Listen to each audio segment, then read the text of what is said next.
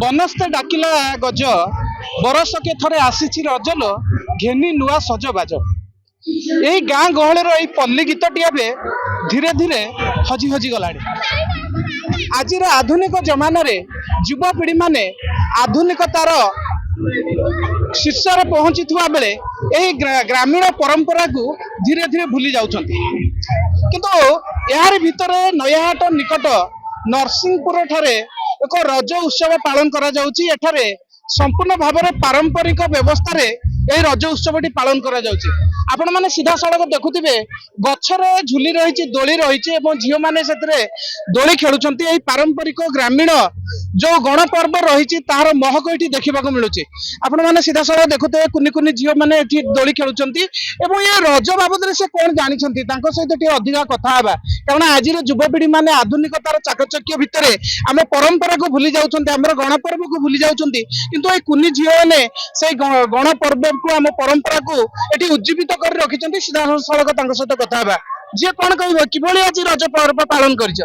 आज आम सकाळु उठी गाधई पाधई नुआ ड्रेस पिंधिलु एवं पोड़पिठा रजपान खाई दोली झुलुचु एवं रज वर्ष के थरे आसे एवं 4 दिन पालन हुए एवं एठी नरसिंहपुर नुआहाट नरसिंहपुर गाँव रे आज प्रतियोगिता होची रज कुमारी प्रतियोगिता।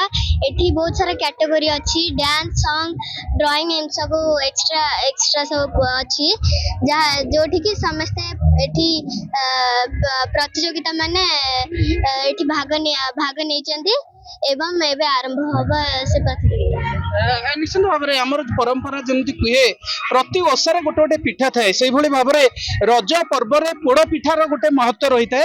तेणु गाँ गहल में विशेष भाव में पोड़ पिठा को देखा मिलता है।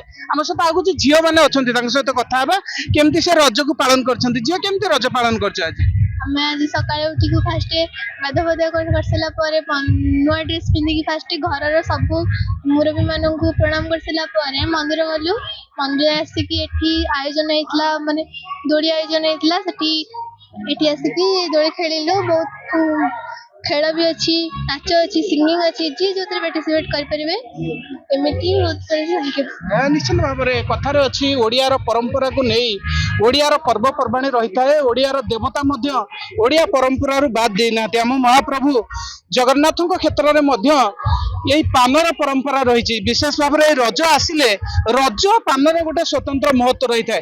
कौन आज्ञा कहे गाँव जो परंपरा हजि हजि जाऊँगी आपण मैंने आयोजन करिसेंती कौन सब देखिए आयोजन कले कौन कौन सामिल रही?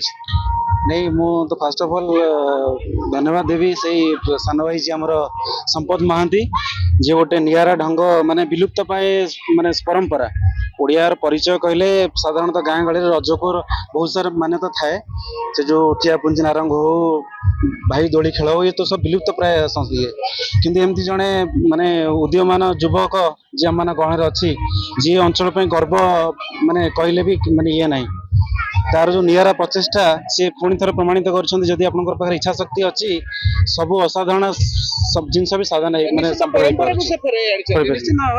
को फेरे आम सहित नेता रही काकटपुर अंचल जे कांग्रेस युव नेता रही से पिला पाखे पहुंची उत्साहित कर भाई कौन कहे वर्तमान तो आपण पिला सहित सामिल होती गण पर्व आ परंपरा को नहीं कौन कहे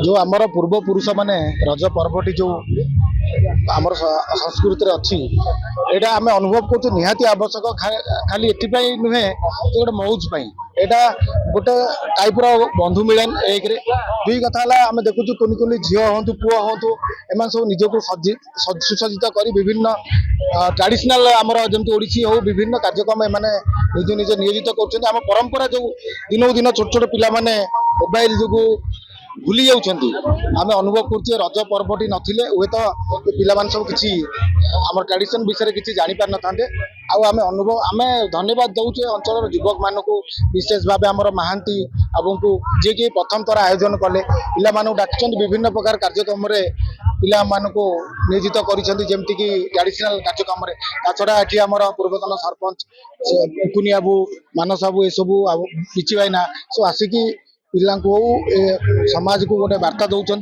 जे आम समस्ते ଖୁସିରେ ରହିବା, ବନ୍ଧୁ ଭଳି ରହିବା। ନିଶ୍ଚିତ ଭାବରେ ପରମ୍ପରାକୁ ବଞ୍ଚାଇ ରଖିବା ମୁଖ୍ୟ କଥା। ତେଣୁ ନିଶ୍ଚିତ ଭାବରେ ଯଦି ଏଇ ରଜ ପର୍ବ ଗାଁ ଠାରୁ ସହର ସବୁଠାରେ ପାଳନ କରାଯାଉଥିବା ବେଳେ କିନ୍ତୁ ଗାଁର ରଜର ଗୋଟେ ସ୍ୱତନ୍ତ୍ର ମହକ ରହିଥାଏ, ଯାହା ଏଠାରେ ଦେଖିବାକୁ ମିଳୁଛି। ମହାନ୍ତି ବାବୁଙ୍କ ଦ୍ୱାରା ଯୋଉ ଆୟୋଜନ କରାଯାଇଛି ଏଇ ଗ୍ରାମାଞ୍ଚଳର ପାରମ୍ପରିକ ରଜ ପର୍ବ, ଏଥିରେ ସମସ୍ତେ ସାମିଲ ହେବା ସହିତ ସେଇ ପରମ୍ପରାକୁ ପୁଣି ମନେ ପକାଇ ରଜ ପର୍ବକୁ ଧୁମଧାମରେ ପାଳନ କରୁଛନ୍ତି। କାକଟପୁରରୁ ଲୋକନାଥ ସ୍ୱାଇଁ, କେ ନ୍ୟୁଜ ଓଡ଼ିଶା।